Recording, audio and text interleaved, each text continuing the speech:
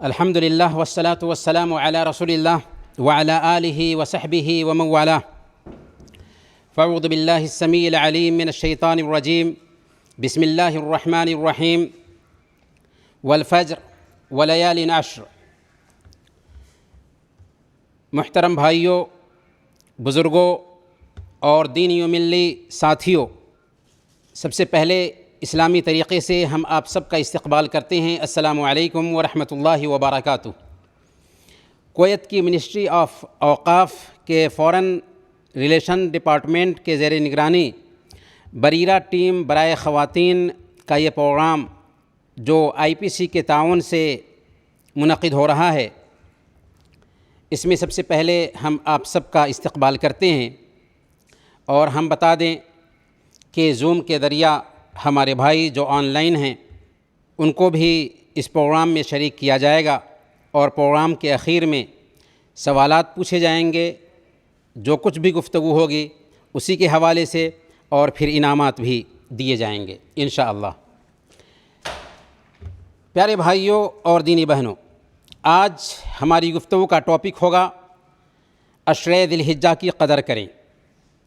اللہ کے نبی صلی اللہ علیہ وسلم کی حدیث ہے، سنن ترمذی کی روایت ہے، اعمار امتی ما بین 60 الی 70. میری امت کی عمریں 60 سے 70 سال کے بیچ ہیں. گویا کہ اس امت کی عمر 60 اور 70 سال کے بیچ رکھی گئی ہے. یہ غالب عمر ہے، لیکن اللہ رب العالمین چاہتا ہے کہ اس امت کو سب سے پہلے جنت میں داخل کرے اور اس امت کا اونچا سے اونچا مقام ہو. کیسے ہو سکتا تھا ایسا؟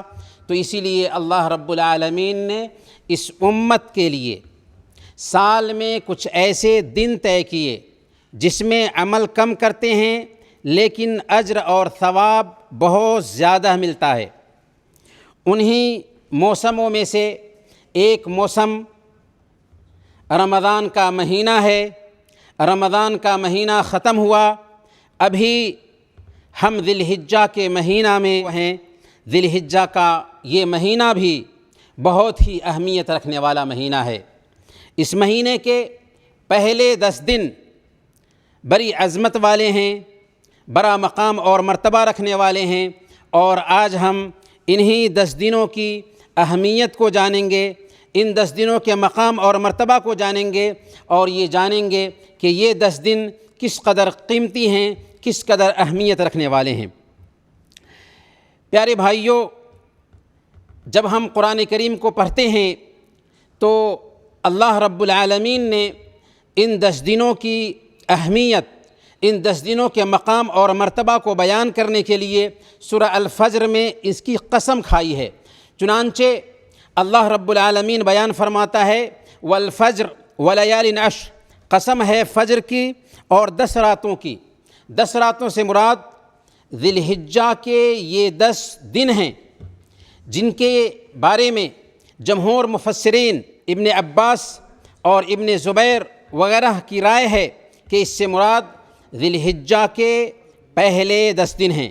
اسی طریقے سے اللہ رب العالمین نے ان ذی الحجہ کے پہلے 10 دنوں میں زیادہ سے زیادہ اللہ کا ذکر کرنے کی تاکید کی. چنانچہ اللہ فرماتا ہے سورہ الحج آیت نمبر 28، وَيَذْكُرُ اسْمَ اللَّهِ فِي أَيَّامٍ مَّعْلُومَاتٍ عَلَىٰ مَا رَزَقَهُم مِّن بَهِيمَةِ الْأَنْعَامِ. ان کو چاہیے کہ گنتی کے ان دنوں میں اللہ رب العالمین نے ان کو جو جانور مہیا کر رکھا ہے ان پر اللہ رب العالمین کا نام لیں. گویا کہ ان 10 دنوں میں زیادہ سے زیادہ اللہ رب العالمین کا نام لینا، زیادہ سے زیادہ تکبیر بیان کرنا اور زیادہ سے زیادہ اللہ رب العالمین کا ذکر کرنا یہ مسنون ہے. اور جب ہم اللہ کے نبی صلی اللہ علیہ وسلم کی احادیث کا مطالعہ کرتے ہیں تو ہمیں پتہ چلتا ہے کہ اللہ کے نبی صلی اللہ علیہ وسلم نے ذی الحجہ کے پہلے 10 دنوں کو سال کے سارے دنوں میں سب سے افضل، سب سے عظیم اور سب سے زیادہ مقام اور مرتبہ رکھنے والے دن قرار دیا ہے. چنانچہ صحیح بخاری کی روایت ہے، حضرت ابن عباس رضی اللہ تعالیٰ عنہ بیان فرماتے ہیں کہ اللہ کے نبی صلی اللہ علیہ وسلم نے ارشاد فرمایا، ما من ایام العمل الصالح فیہن احب الی اللہ من هذه الایام العشر، کہ سال کے دنوں میں کوئی ایسے دن نہیں جن میں اللہ رب العالمین کو ذی الحجہ کے پہلے 10 دنوں سے زیادہ نیک عمل محبوب ہوں۔ یعنی سال کے سارے دنوں میں سب سے زیادہ اگر نیک عمل اللہ رب العالمین کو محبوب ہے تو ذی الحجہ کے یہ 10 دن ہیں۔ صحابہ کرام چونکہ نیکیوں کے رسیا تھے، انہوں نے پوچھ دیا کہ یا رسول اللہ، کیا اللہ کے راستے میں جہاد کرنا بھی ان 10 دنوں کی نیکیوں کے برابر نہیں ہو سکتا؟ تو اللہ کے نبی صلی اللہ علیہ وسلم نے فرمایا کہ اللہ کے راستے میں جہاد کرنا بھی ان 10 دنوں کی نیکیوں کے برابر نہیں ہو سکتا، سوائے اس مجاہد کے جو جان کے ساتھ اور مال کے ساتھ نکلتا ہے اور اللہ کے راستے میں شہادت پا لیتا ہے۔ ایسا مجاہد ان 10 دنوں کی نیکیوں کے برابر میں اجر پا سکتا ہے۔ اور آپ یاد رکھیں کہ جہاد اصل میں ایک بابرکت نام ہے جس کا مقصد ہوتا ہے ظلم کو ختم کرنا، ظلم کا خاتمہ کرنا۔ اگر کہیں پر ظلم ہو رہا ہے تو ظلم کو ختم کرنے کے لیے جہاد کیا جاتا ہے۔ اس حدیث میں اللہ کے نبی صلی اللہ علیہ وسلم اصل میں بتانا یہ چاہ رہے ہیں کہ سال میں جتنے بھی دن ہوتے ہیں ان سارے دنوں میں سب سے زیادہ اگر اہمیت رکھنے والے کوئی دن ہیں تو وہ ذی الحجہ کے پہلے 10 دن ہیں۔ صحابہ کرام پوچھتے ہیں کہ اگر کوئی آدمی اللہ کے راستے میں جہاد کرنے کے لیے بھی نکلتا ہے تو کیا اس کا وہ جہاد ان 10 دنوں کے عمل کے برابر میں نہیں ہو سکتا؟ آپ نے فرمایا نہیں، اس کا جہاد بھی ان 10 دنوں کے عمل کے برابر میں نہیں ہو سکتا۔ ہاں، ایسا مجاہد جو اپنے مال کے ساتھ نکلتا ہے، اپنی جان لے کر نکلتا ہے اور شہادت پا لیتا ہے، مال بھی لٹا دیتا ہے، ایسے آدمی کا اجر ان 10 دنوں کے اجر کے برابر میں ہو سکتا ہے۔ ایک دوسری حدیث سنیے، مسند بزار اور صحیح ابن حبان کی روایت ہے اور علامہ البانی نے اس کو صحیح کہا ہے۔ اللہ کے نبی صلی اللہ علیہ وسلم نے ارشاد فرمایا، افضل ایام الدنیا ایام العشر، کہ دنیا کے سارے دنوں میں سب سے افضل ذی الحجہ کے پہلے 10 دن ہیں۔ لوگوں نے پوچھا کہ کیا اللہ کے راستے میں جہاد کرنا بھی ان 10 دنوں کے نیک عمل کے برابر نہیں ہو سکتا؟ آپ نے فرمایا اللہ کے راستے میں جہاد کرنا بھی ان 10 دنوں کے نیک عمل کے برابر نہیں ہو سکتا، سوائے اس مجاہد کے جو شہادت پا لیتا ہے۔ ایک تیسری حدیث سنیے، مسند احمد کی یہ روایت ہے۔ ابن عمر رضی اللہ تعالیٰ عنہ بیان فرماتے ہیں کہ اللہ کے نبی صلی اللہ علیہ وسلم نے ارشاد فرمایا، ما من ایام اعظم عند اللہ ولا احب الیہ العمل فیہن من هذه الایام العشر، کہ سال کے سارے دنوں میں سب سے زیادہ محبوب عمل اور سال کے سارے دنوں میں سب سے زیادہ عظیم دن ذی الحجہ کے پہلے 10 دن ہیں۔ گویا کہ ذی الحجہ کے پہلے 10 دنوں میں جو عمل کیا جائے گا اللہ رب العالمین کی نظر میں سب سے زیادہ محبوب ہوگا، اور ذی الحجہ کے یہ 10 دن اللہ کی نظر میں سب سے زیادہ عظیم ہیں۔ ان 3 احادیث اور ان کے جیسی جو دوسری احادیث ہیں، ان احادیث کا خلاصہ یہ ہوا کہ سال کے سارے دنوں میں اگر کوئی دن سب سے زیادہ اہمیت رکھنے والا ہے، سال کے سارے دنوں میں اگر کوئی دن سب سے زیادہ عظیم ہے، سال کے سارے دنوں میں اگر کوئی دن سب سے زیادہ مقام اور مرتبہ رکھنے والا ہے تو وہ ذی الحجہ کے پہلے 10 دن ہیں۔ ذی الحجہ کے پہلے 10 دن ہیں۔ انہی 10 دنوں میں سے ایک وہ دن بھی ہے جس میں عرفہ ہے۔ عرفہ کا دن وہ دن ہے جس میں اللہ رب العالمین عرفہ میں موجود سارے لوگوں کے گناہوں کو معاف فرماتا ہے۔ چنانچہ صحیح مسلم کی روایت ہے، حضرت عائشہ صدیقہ رضی اللہ تعالی عنہ بیان فرماتی ہیں کہ اللہ کے نبی صلی اللہ علیہ وسلم نے فرمایا، ما من یوم اکثر من ان یعتق اللہ فیہ عبدا من النار من یوم عرفہ، سال کے سارے دنوں میں کوئی ایسا دن نہیں جس میں اللہ رب العالمین عرفہ کے دن سے زیادہ انسانوں کی گردنوں کو آزاد کرتا ہو۔ اسی دن میں یوم النحر بھی ہے، قربانی کا دن بھی ہے، جس کے بارے میں صحیح الجامع کی روایت ہے، اللہ کے نبی صلی اللہ علیہ وسلم نے ارشاد فرمایا، اعظم الایام عند اللہ یوم النحر ثم یوم القر، سال کے سارے دنوں میں سب سے زیادہ عظیم دن ذوالحجہ کا دن ہے، یعنی عید قرباں کا دن ہے، اور اس کے بعد والا دن یعنی 11 تاریخ کا دن ہے۔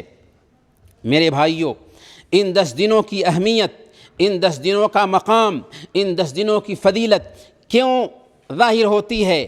امام ابن حجر رحمۃ اللہ علیہ نے فتح الباری میں لکھا ہے، والذی یظہر ان السبب فی امتیاز عشر ذی الحجہ لمکان اجتماع امہات العبادۃ فیہ وہی الصلاۃ والصیام والصدقۃ والحج ولا یتأتی ذلک فی غیرہ، کہ ذی الحجہ کے پہلے 10 دنوں کی اہمیت جو ہے، ذی الحجہ کے پہلے 10 دنوں کا مقام اور مرتبہ جو ہے وہ اس بنیاد پر ہے کہ ان 10 دنوں میں اسلام میں اہم ترین جو عبادتیں ہیں وہ اکٹھا ہو جاتی ہیں۔ نماز، روزہ، زکوٰۃ اور حج، یہ 4 عبادتیں اکٹھا ہو جاتی ہیں، جس کی وجہ سے ان 10 دنوں کی بڑی اہمیت بیان کی گئی ہے، بڑا مقام اور مرتبہ بیان کیا گیا ہے۔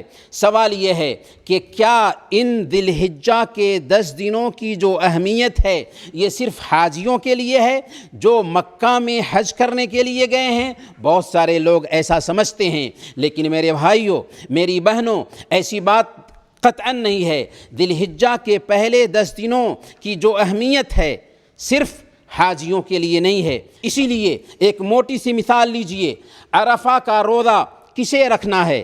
کیا حاجیوں کو رکھنا ہے؟ قطعاً نہیں، حاجیوں کے لیے عرفہ کا روزہ مشروع نہیں، بلکہ عرفہ کا روزہ وہ لوگ رکھیں گے جو عرفہ میں موجود نہیں ہیں۔ دراصل اللہ رب العالمین چاہتا یہ ہے کہ عرفہ میں حاجیوں کو جو انعام مل رہا ہوتا ہے، ان 10 دنوں میں اللہ رب العالمین کا جو کرم ہو رہا ہوتا ہے بندوں پہ، اس کرم میں سارے انسانوں کو، سارے مسلمانوں کو شامل کر لے، چاہے وہ کسی بھی خطہ میں ہوں، کسی بھی جگہ پر ہوں۔ چنانچہ عشرۂ ذی الحجہ کے پہلے 10 دنوں کا اجر سارے انسان حاصل کر سکتے ہیں۔ یہ سال کے سارے دنوں میں سب سے افضل دن ہیں۔ ایک سوال ہے کہ جب ہم نے ابھی اللہ کے نبی صلی اللہ علیہ وسلم کی زبانی سنا کہ سال کے سارے دنوں میں سب سے افضل دن ہیں، سال کے سارے دنوں میں سب سے عظیم دن ہیں، سال کے سارے دنوں میں جو ہم نیکیاں کرتے ہیں، ان 10 دنوں کی نیکیاں سال کے سارے دنوں کے مقابلہ میں سب سے زیادہ اہمیت رکھنے والی ہیں، تو سوال یہ تھا کہ کیا ذی الحجہ کے یہ پہلے 10 دن رمضان کے آخری 10 دن سے بھی افضل ہیں یا نہیں ہیں؟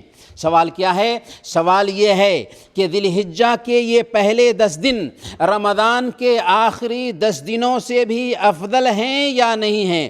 یاد رکھیے، یہ بات نوٹ کیجئے کہ کسی بھی عالم کا اس مسئلے میں اختلاف نہیں کہ ذی الحجہ کے پہلے 10 دن افضل ہیں یا رمضان کا پہلا عشرہ افضل ہے، ذی الحجہ کا پہلا 10 دن افضل ہے یا رمضان کا دوسرا عشرہ افضل ہے، بلکہ اختلاف اس مسئلے میں ہوا کہ ذی الحجہ کے پہلے 10 دن افضل ہیں یا رمضان کا آخری 10 دن افضل ہیں۔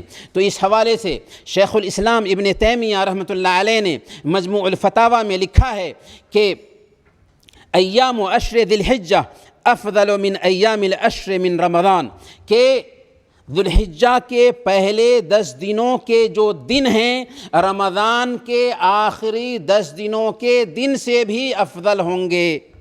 واللیالی العشر الاواخر من رمضان افضل من لیالی عشر ذی الحجہ یعنی لمقام لیلۃ القدر فیہن، البتہ رمضان کے آخری 10 دنوں کی جو راتیں ہوں گی یہ ذی الحجہ کے پہلے 10 دنوں کی راتوں سے افضل ہوں گی۔ کیوں؟ اس لیے کہ رمضان کے آخری 10 دنوں کی راتوں میں سے ایک رات میں لیلۃ القدر ہے، شب قدر ہوتی ہے، جس کی وجہ سے شیخ الاسلام ابن تیمیہ رحمۃ اللہ علیہ نے کہا کہ سال کے سارے دنوں میں ذی الحجہ کے پہلے 10 دن افضل ہوں گے، البتہ سال کی ساری راتوں میں رمضان کے آخری 10 دنوں کی راتیں افضل ہوں گی۔ امام ابن القیم رحمۃ اللہ علیہ، جو شیخ الاسلام ابن تیمیہ رحمۃ اللہ علیہ کے شاگرد تھے، انہوں نے بدائع الفوائد میں اس قول کو نقل کرتے ہوئے لکھا ہے، وَإِذَا تَأَمَّلَ الْفَاضِلُ اللَّبِيبُ هَذَا الْجَوَابَ وَجَدَهُ شَافِيًا كَافِيًا، کہ اگر ایک عقل مند اور سمجھدار انسان اس جواب پر غور کرے گا تو اس کو تشفی بخش پائے گا۔ کون سا جواب؟ رمضان کا آخری 10 دن افضل ہے یا ذی الحجہ کے پہلے 10 دن؟ تو شیخ الاسلام ابن تیمیہ کا جواب یہ ہے کہ رمضان کے آخری 10 دنوں کے دنوں سے بھی ذی الحجہ کے پہلے 10 دن افضل ہیں، البتہ رمضان کے آخری 10 دنوں کی راتیں ذی الحجہ کے پہلے 10 دنوں کی راتوں سے افضل ہوں گی۔ میرے بھائیو، یہ ایک علمی گفتگو ہے، لیکن میں اس میں اس لیے داخل ہونا چاہتا ہوں تاکہ آپ کو ہم بتا سکیں، آپ کے سامنے یہ پیغام رکھ سکیں کہ ذی الحجہ کے یہ 10 دن جس قدر اہمیت رکھنے والے ہیں، کس قدر مقام اور مرتبہ رکھنے والے ہیں۔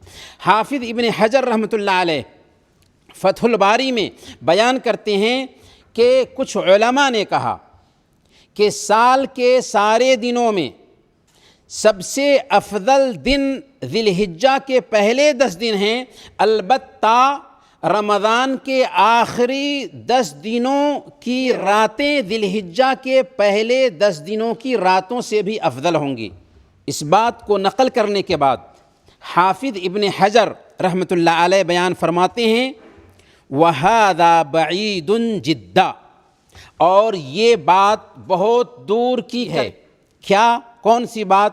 یہ کہنا رمضان کے آخری 10 دنوں کی راتیں افضل ہوں گی ذی الحجہ کے پہلے 10 دنوں کی راتوں سے، بلکہ کہا یہ جائے گا کہ ذی الحجہ کے پہلے 10 دن چاہے ان کے دن ہوں چاہے ان کی راتیں ہوں، سال کے سارے دنوں اور سال کی ساری راتوں سے افضل ہوں گی، اور اس کے لیے 3 وجہ وہ بیان فرماتے ہیں۔ سب سے پہلی وجہ وہ یہ بیان فرماتے ہیں کہ ذی الحجہ کے پہلے 10 دنوں کی جو راتیں ہیں ان ساری راتوں کی اہمیت بیان کی گئی ہے، کسی ایک رات کی اہمیت نہیں بیان کی گئی، جبکہ رمضان کے آخری 10 دنوں کی راتوں میں سے صرف ایک رات کی اہمیت ہے شب قدر کی وجہ سے۔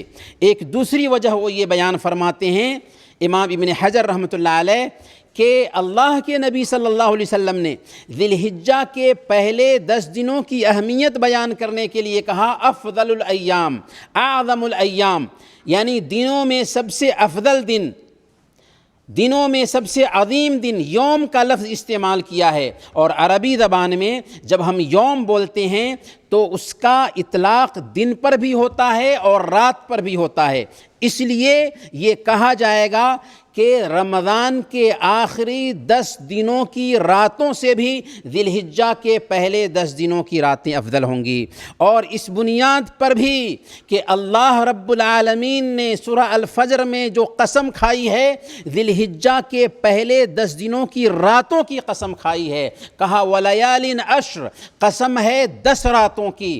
اس سے ہم یہ نتیجہ نکالتے ہیں کہ سال کے سارے دنوں میں چاہے وہ دن ہوں چاہے راتیں ہوں، سب سے زیادہ عظمت رکھنے والے دن، سب سے زیادہ عظمت رکھنے والی راتیں یہ ذی الحجہ کے پہلے 10 دن اور ذی الحجہ کے پہلے 10 دنوں کی راتیں ہیں۔ لیکن اگر ہم شیخ الاسلام ابن تیمیہ رحمۃ اللہ علیہ کے قول پہ غور کریں تو بہت ہی مناسب قول ہے کہ سال کے سارے دنوں میں سب سے افضل دن ذی الحجہ کے پہلے 10 دن ہیں، البتہ راتوں کے اعتبار سے رمضان کے آخری 10 دنوں کی راتوں میں سے چونکہ ایک رات میں شب قدر ہوتی ہے، اس لیے یہ کہا جائے گا کہ ذی الحجہ کے آخری 10 دنوں کی راتیں رمضان کے آخری 10 دنوں کی راتیں ذی الحجہ کے پہلے 10 دنوں کی راتوں سے افضل ہوں گی۔ یہ تفصیل جس میں جانے کا اصل مقصد صرف یہی تھا تاکہ ہم آپ تک یہ پیغام پہنچا سکیں کہ ذی الحجہ کے پہلے 10 دن کس قدر اہمیت رکھتے ہیں، کس قدر مقام اور مرتبہ رکھتے ہیں۔ اس لیے ہم آپ کو شیخ ابن عثیمین رحمۃ اللہ علیہ، جو سعودی عرب کے بہت بڑے عالم تھے، کبار علماء میں ان کا شمار ہوتا تھا، ان کی مجلس میں لے کر چلتے ہیں۔ شیخ ابن عثیمین رحمۃ اللہ علیہ اپنی مجلس میں طلباء کے بیچ بیٹھے ہوئے تھے۔ انہوں نے ایک سوال کیا۔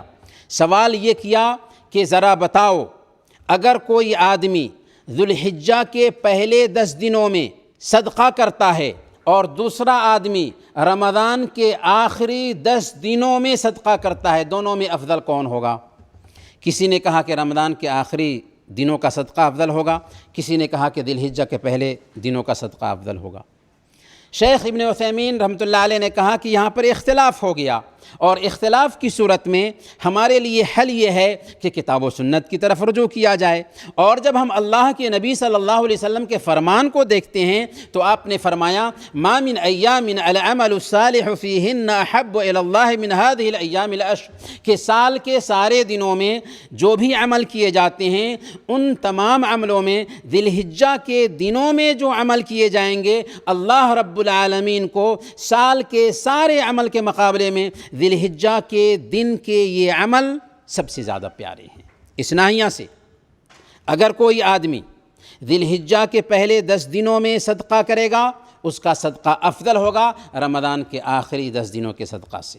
پھر شیخ نے بولا کہ اگر کوئی آدمی قرآن کی تلاوت ذی الحجہ کے پہلے 10 دنوں میں کرتا ہے، اس کی یہ تلاوت افضل ہوگی رمضان کے آخری عشرے کی تلاوت سے۔ اسی طریقے سے اگر کوئی آدمی ذی الحجہ کے پہلے 10 دنوں میں 2 رکعت نماز پڑھتا ہے، اس کی یہ 2 رکعت نماز افضل ہوگی رمضان کے آخری عشرے میں 2 رکعت نماز پڑھنے کے مقابلہ میں۔ اس سے ہم کیا نتیجہ نکالتے ہیں؟ اس سے ہم یہ نتیجہ نکالتے ہیں کہ ذی الحجہ کی یہ 10 دن یہ سال کے سب سے عظیم دن ہیں، یہاں تک کہ رمضان سے بھی افضل ہیں، یہاں تک کہ رمضان کے آخری عشرے سے بھی افضل ٹھہرتے ہیں۔ ذی الحجہ کے پہلے 10 دنوں کی اتنی ساری اہمیت جو احادیث میں بیان کی گئی ہے، اتنے سارے فضائل بیان کیے گئے ہیں، تو آخر اس کی طرف ہمارا سماج کیوں دھیان نہیں دیتا ہے؟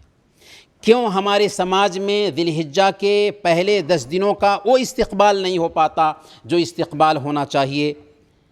اور جو استقبال ہم رمضان کا کرتے ہیں تو اس کی ایک بنیادی وجہ یہ ہے کہ ذی الحجہ کے پہلے 10 دنوں میں ہر مسلمان کے اوپر کوئی خاص عبادت مقرر نہیں کی گئی ہے جس کا وہ اہتمام کریں، جبکہ ہم رمضان میں دیکھتے ہیں کہ ہر مسلمان روزہ رکھتا ہے، اور روزہ ایک ایسی عبادت ہے کہ اس کا اہتمام کرنے کی وجہ سے بہت ساری عبادتیں اکٹھا ہو جاتی ہیں ہمارے اندر۔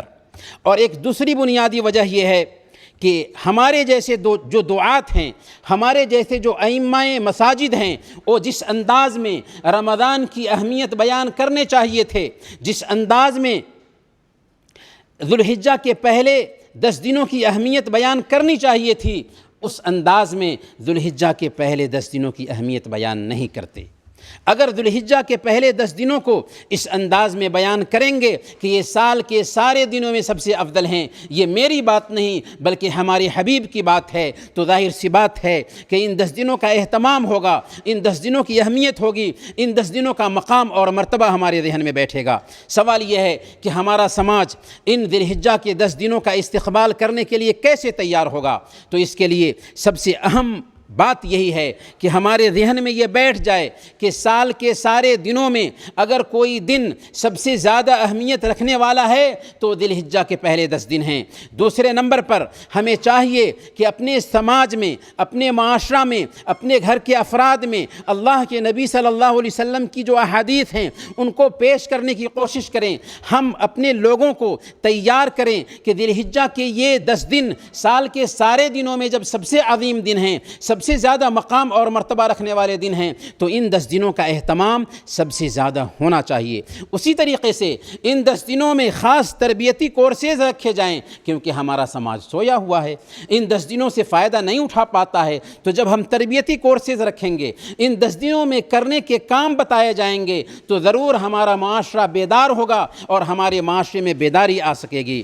سوال یہ ہے کہ اللہ والے ان 10 دنوں کا کیسے استقبال کرتے تھے؟ سعید بن جبیر رحمۃ اللہ علیہ جو بہت بڑے اللہ والے تھے، حجاج بن یوسف نے ظالمانہ طور پر ان کو قتل کیا تھا۔ سعید بن جبیر رحمۃ اللہ علیہ کے بارے میں آتا ہے کہ جب ذی الحجہ کے پہلے 10 دن آتے تھے، جب ذی الحجہ کے پہلے 10 دن آتے تھے تو وہ اس قدر عبادت کرتے تھے، اس قدر عبادت کرتے تھے کہ اس کی تاب لانا سب کے بس کی بات نہیں ہوتی تھی۔ اور ابو عثمان النہدی رحمۃ اللہ علیہ بیان فرماتے ہیں کہ اللہ والے 3 عشروں کی بہت زیادہ قدر کیا کرتے تھے۔ ان میں سے پہلا عشرہ ذی الحجہ کے پہلے 10 دن ہیں، دوسرا عشرہ محرم کے پہلے 10 دن ہیں، اور تیسرا عشرہ رمضان کا آخری 10 دن ہے۔ گویا کہ رمضان کے آخری 10 دن، ذی الحجہ کے پہلے 10 دن اور محرم کے پہلے 10 دنوں کی اللہ والے قدر کیا کرتے تھے۔ عشرہ ذی الحجہ کا استقبال ہم کیسے کریں؟ جب ہم نے جان لیا کہ سال کے سارے دنوں میں سب سے عظیم دن ہیں، سال کے سارے دنوں میں سب سے زیادہ مقام اور مرتبہ رکھنے والے یہ دن ہیں، سال کے سارے دنوں میں سب سے زیادہ فضیلت رکھنے والے ہیں، اور ان 10 دنوں کی نیکیاں اللہ رب العالمین کو سب سے زیادہ پسندیدہ ہیں، تو ان 10 دنوں کا استقبال کیسے کریں گے؟ ان 10 دنوں کا استقبال سب سے پہلے ہم یوں کریں گے کہ اللہ رب العالمین کا شکر ادا کریں گے کہ اے اللہ تو نے ہمیں اب تک زندہ رکھا تاکہ ہمیں یہ عشرہ مل سکے، اور اللہ رب العالمین سے توفیق کا سوال کریں گے کہ اے اللہ ہمیں اس عشرہ میں زندہ رکھنا اور ان 10 دنوں میں زیادہ سے زیادہ نیکیاں کرنے کی توفیق عطا فرمانا۔ دوسرے نمبر پر ہمیں سچی توبہ کرنی چاہیے۔ ذرا غور کریں کہ ہماری زندگی میں کتنی پریشانیاں ہیں، ہمارے مال میں برکت کیوں نہیں آ رہی ہے، ہماری اولاد میں، ہمارے وقت میں، ہماری کمائی میں برکت کیوں نہیں آ رہی ہے، ہمارے ساتھ مسائل کیوں پیدا ہو رہے ہیں؟ وجہ صرف یہ ہے کہ ہمارا تعلق اپنے رب سے کمزور ہو چکا ہے۔ ضرورت ہے کہ نیکی کے جو مواسم آتے ہیں، ان مواسم میں ہم اپنے رب سے تعلق بنانے کی کوشش کریں۔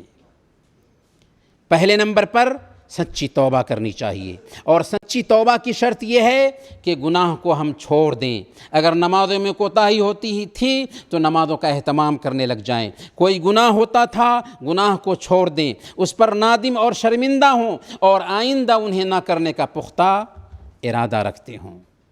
دوسرے نمبر پر ہمیں چاہیے کہ ہم اپنے آپس کے تعلقات کو بہتر کر لیں۔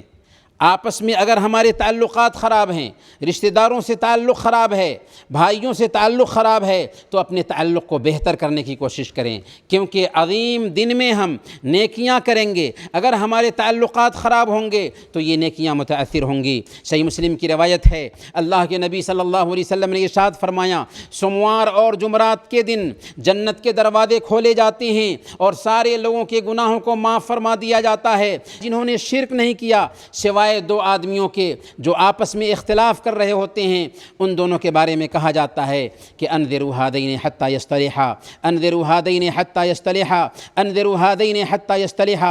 ان دونوں کو مہلت دو یہاں تک کہ آپس میں صلح کر لیں، ان دونوں کو مہلت دو یہاں تک کہ آپس میں صلح کر لیں، ان دونوں کو مہلت دو یہاں تک کہ آپس میں صلح کر لیں۔ تو میرے بھائیوں، ان 10 دنوں کا خیر و خوبی سے استقبال کرنے میں یہ بات بھی آتی ہے کہ ہم آپس کے تعلقات کو بہتر کر لیں۔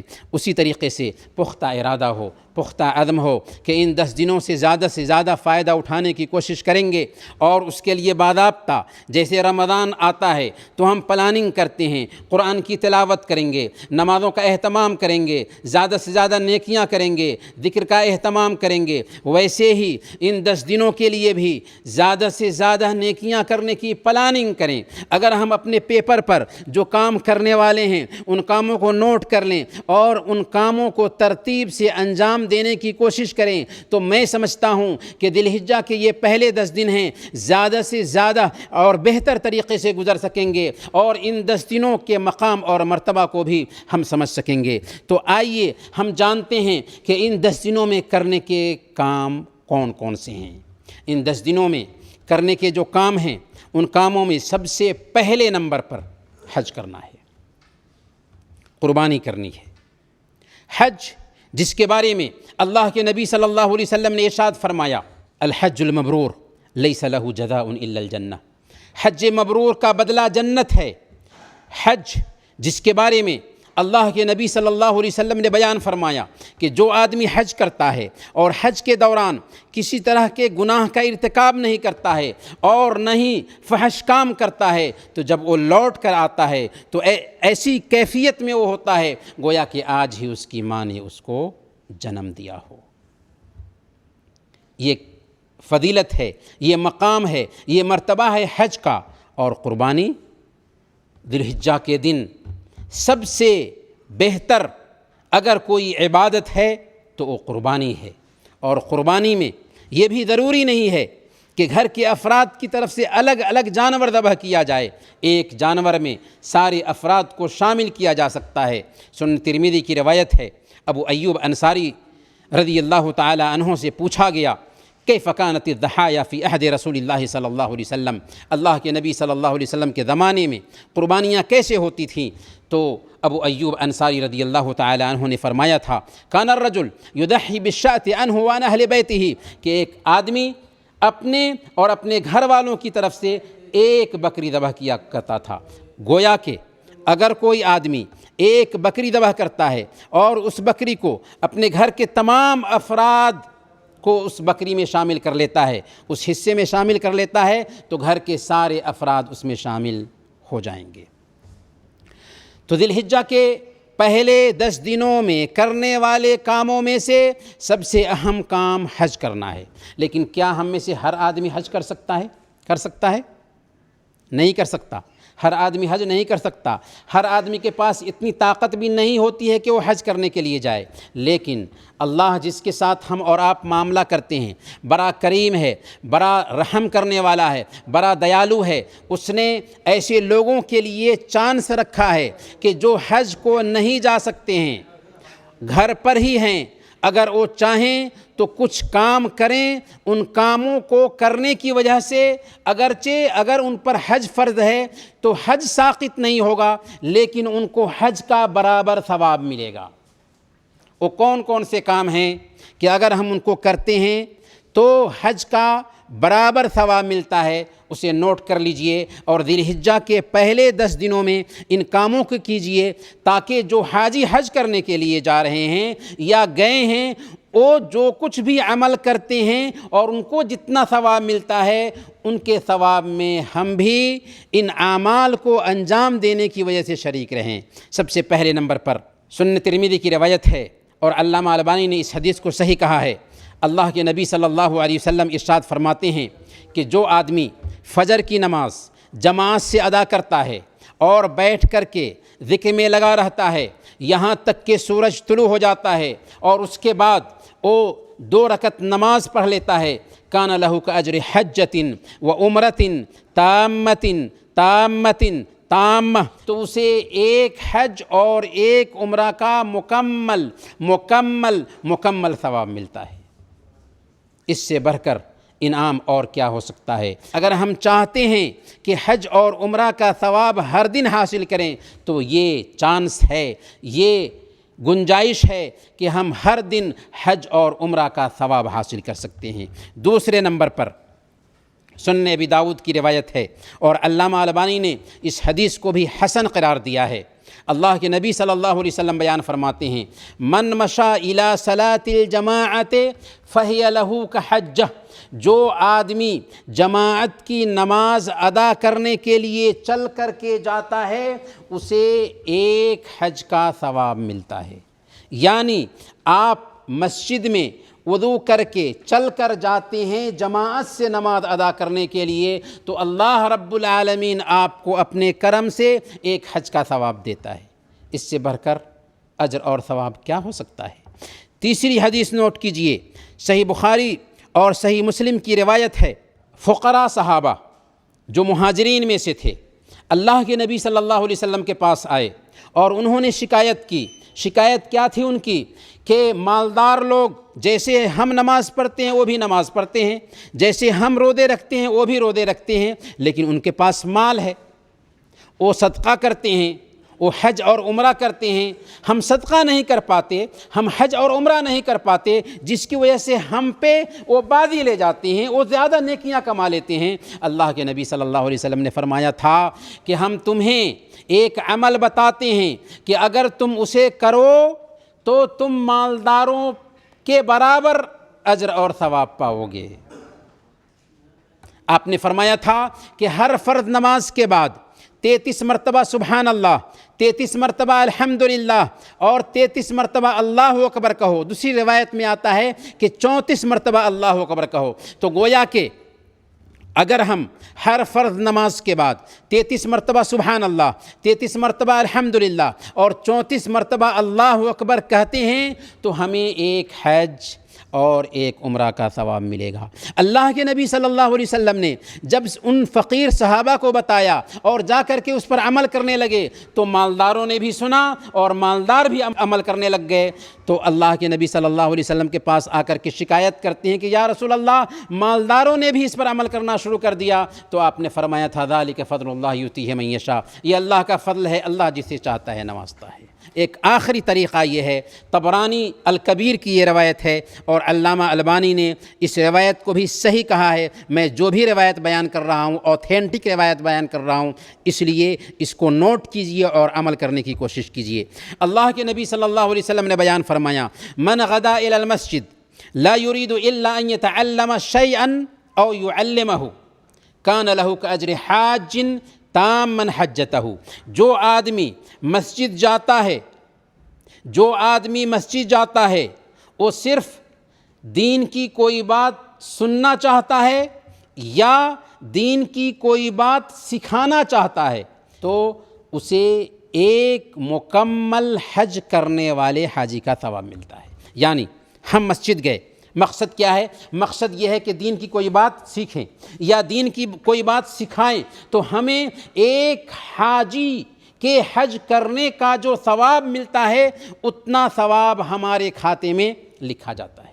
گویا کہ اگر ہم چاہیں تو مسجد کے لیے پیدل چل کر کے حج کا ثواب حاصل کر سکتے ہیں، اگر ہم چاہیں تو فجر کے بعد بیٹھ کر کے حج کا ثواب حاصل کر سکتے ہیں، اگر ہم چاہیں تو فرض نماز کے بعد ذکر کا اہتمام کر کے فرض نماز کے بعد 33 مرتبہ سبحان اللہ، 33 مرتبہ الحمدللہ، 34 مرتبہ اللہ اکبر کہہ کے حج کا ثواب حاصل کر سکتے ہیں۔ ہم چاہیں تو مسجد جا کر کے مسجد میں بیٹھ کر کے دین کی گفتگو سن کر یا دین کی باتیں سکھا کر حج کا ثواب حاصل کر سکتے ہیں۔ تو ذی الحجہ کے ان 10 دنوں میں کرنے والے کاموں میں سے سب سے اہم کام حج اور عمرہ کرنا تھا۔ ہم حج کرنے نہیں جا سکتے تو گھر پر بھی رہ کر کے حج کر سکتے ہیں، اس کا بھی طریقہ ہم نے بتا دیا۔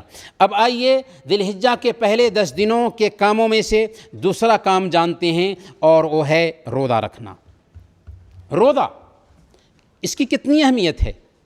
اگر فرض روزہ رکھیں تو اس کی تو بات ہی الگ ہے، اگر نفلی روزہ رکھتے ہیں تو صحیح بخاری اور صحیح مسلم کی روایت ہے، اللہ کے نبی صلی اللہ علیہ وسلم ارشاد فرماتے ہیں، من صام یوما فی سبیل اللہ باعد اللہ بذلک اليوم وجہہ عن النار 70 خریفہ، کہ جو بندہ اللہ کے لیے ایک روزہ رکھتا ہے اللہ رب العالمین اس کے چہرے سے جہنم کو 70 سال کی مسافت میں دور کر دیتا ہے۔ کتنے سال کی مسافت میں؟ 70 سال کی مسافت میں دور کر دیتا ہے ایک نفلی روزہ رکھنے کی وجہ سے۔ اسی لیے ہمیں چاہیے کہ ان کے پہلے 9 دنوں کو روزہ سے آباد کریں۔ اللہ کے نبی صلی اللہ علیہ وسلم ذی الحجہ کے پہلے 9 دنوں تک روزہ رکھا کرتے تھے۔ سنن ابی داؤد کی روایت ہے، حضرت حنیدہ بن خالد اپنی بیوی سے اور اللہ کے نبی صلی اللہ علیہ وسلم کی بعض بیویوں سے فرماتے ہوئے سنتی ہیں کہ اللہ کے نبی صلی اللہ علیہ وسلم کان یصوم 9 ذی الحجہ، اللہ کے نبی صلی اللہ علیہ وسلم 1 ذی الحجہ سے لے کر 9 ذی الحجہ تک کے روزے رکھا کرتے تھے۔ 10 ذی الحجہ کا روزہ رکھنا غلط ہے کیونکہ وہ عید کا دن ہے اور عید کے دن روزہ رکھنا غلط ہے، لیکن اللہ کے نبی صلی اللہ علیہ وسلم 1 ذی الحجہ سے 10 ذی الحجہ تک کا روزہ رکھتے تھے۔ اللہ کے نبی صلی اللہ علیہ وسلم ہم سب کے آئیڈیل ہیں، لہذا ہمیں بھی چاہیے کہ ان 10 دنوں کے استقبال میں یہ شامل کر لیں کہ ہم ان 9 ذی الحجہ کے روزوں کا اہتمام کریں گے۔ 9 ذی الحجہ کا روزہ تو اور زیادہ اہمیت کا حامل ہے، لیکن 1 سے 9 تک اگر روزہ رکھتے ہیں تو زہے خوب، ورنہ 9 ذی الحجہ یعنی عرفہ کا روزہ بہت زیادہ اہمیت کا حامل ہے، بہت زیادہ مقام اور مرتبہ رکھتا ہے، یہاں تک کہ صحیح مسلم کی روایت ہے، حضرت ام سلمہ رضی اللہ تعالی عنہ بیان فرماتی ہیں کہ اللہ کے نبی صلی اللہ علیہ وسلم نے فرمایا کہ عاشورہ کے روزہ کی وجہ سے 1 سال پہلے اور 1 سال بعد کے گناہ معاف ہو جاتے ہیں، 2 سال کے گناہ معاف ہوتے ہیں، 1 سال پہلے کے اور 1 سال بعد کے گناہ معاف ہو جاتے ہیں۔ کتنا مقام اور مرتبہ ہے عاشورہ کے روزہ کا، لیکن یہ گناہ کبائر نہیں ہوتے بلکہ صغائر ہوتے ہیں، چھوٹے چھوٹے جو گناہ ہوتے ہیں وہ گناہ ہم سے معاف کر دیے جاتے ہیں، اسی لیے عرفہ کے روزہ کا خاص اہتمام کریں۔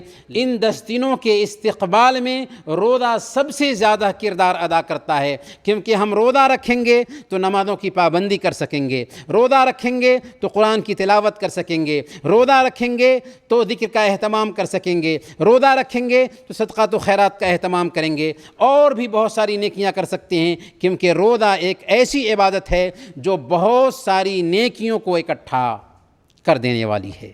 ذی الحجہ کے پہلے 10 دنوں میں جو کام کرنے ہیں ان میں سے ایک اہم کام 5 وقت کی نمازوں کی پابندی اور پھر سنتوں اور نوافل کا اہتمام ہے۔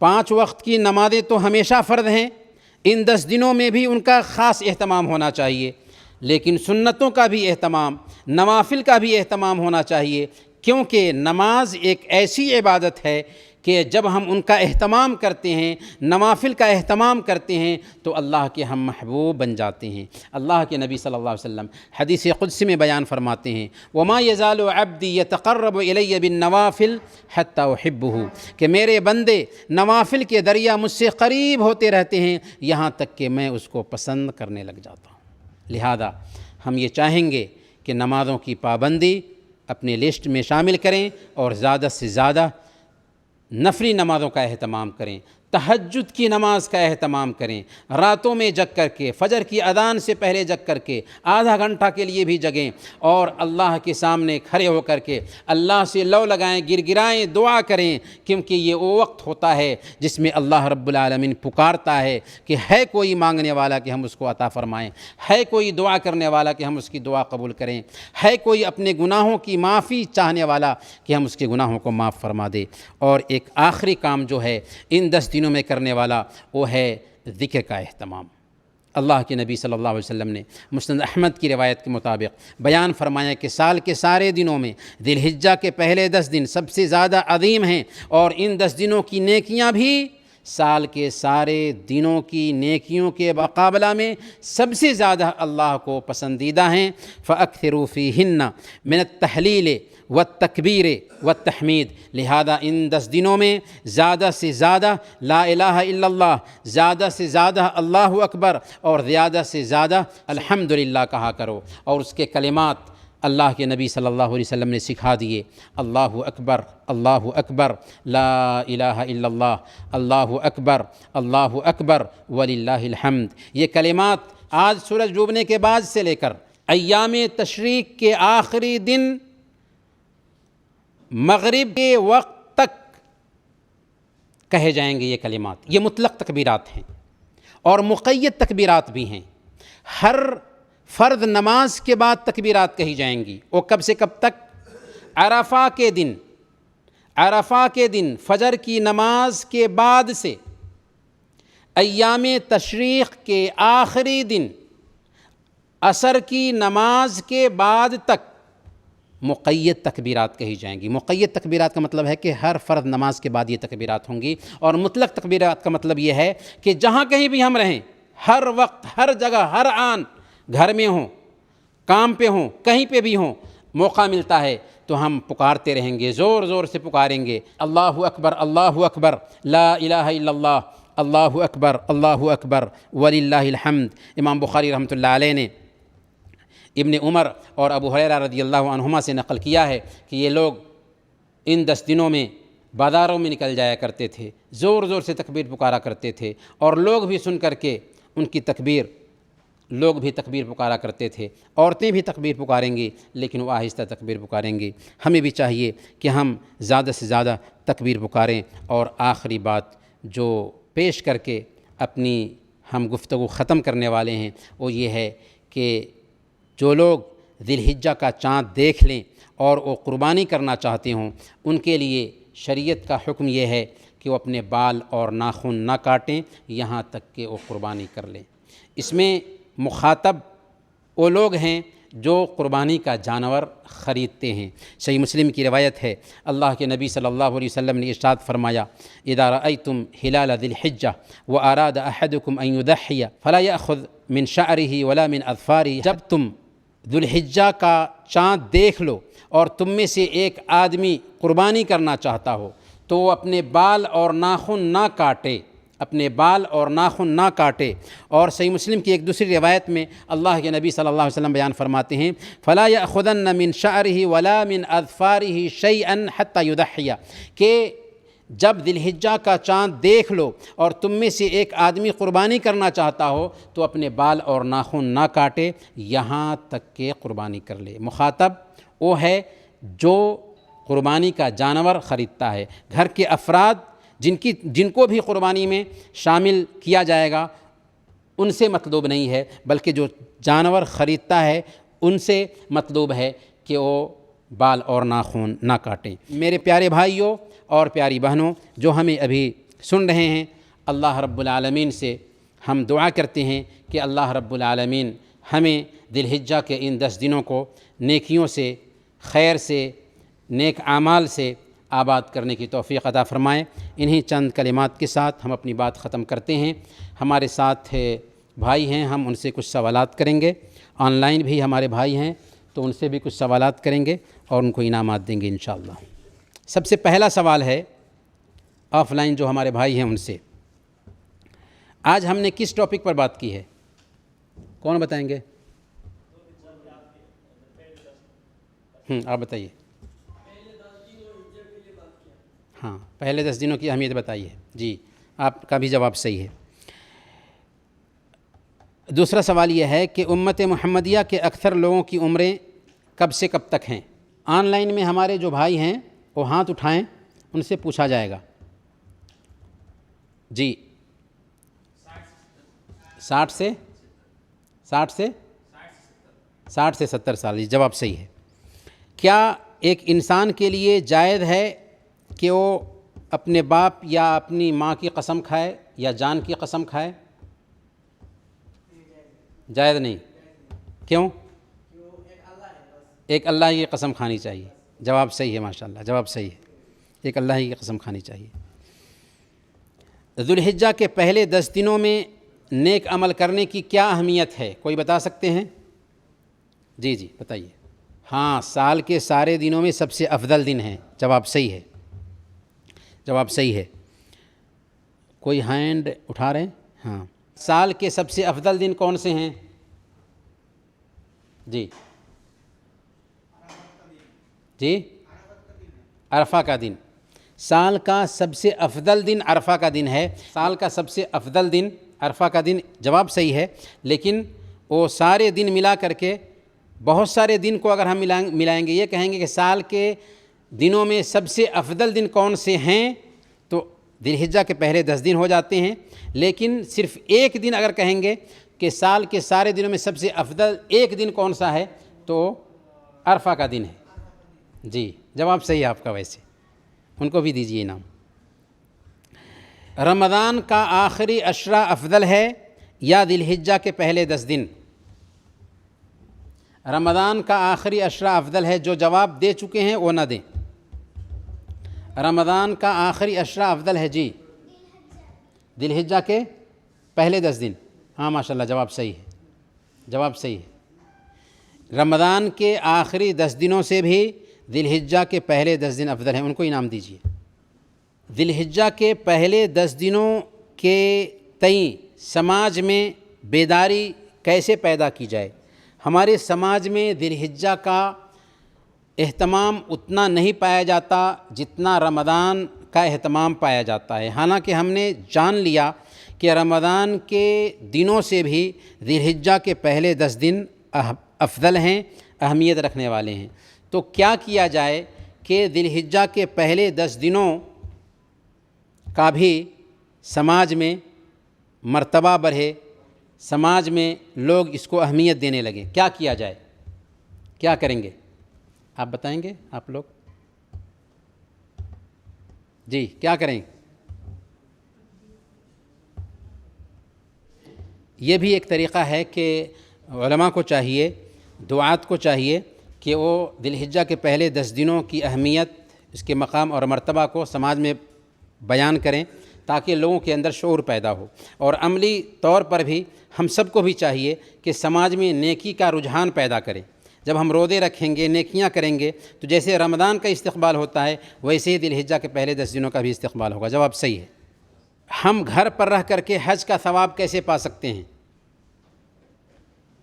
کوئی بھائی ادھر جواب دیں گے؟ آپ ان کے والد صاحب بتا سکتے ہیں کیا؟ کیا کیسے؟ اشراق کی نماز، اشراق کی نماز، جی جی۔ کون سی نماز؟ کون سی نماز کے بعد؟ فجر کی نماز کے بعد، جی۔ اگر ہم مسجد میں بیٹھے رہیں گے، ہاں جی، تو اس سے ایک حج اور ایک عمرہ کا ثواب ملتا ہے۔ جواب صحیح ہے۔ اور بھی کون سا کام ہے کہ جس کو کریں تو ہمیں ایک حج اور ایک عمرہ کا ثواب ملے گا؟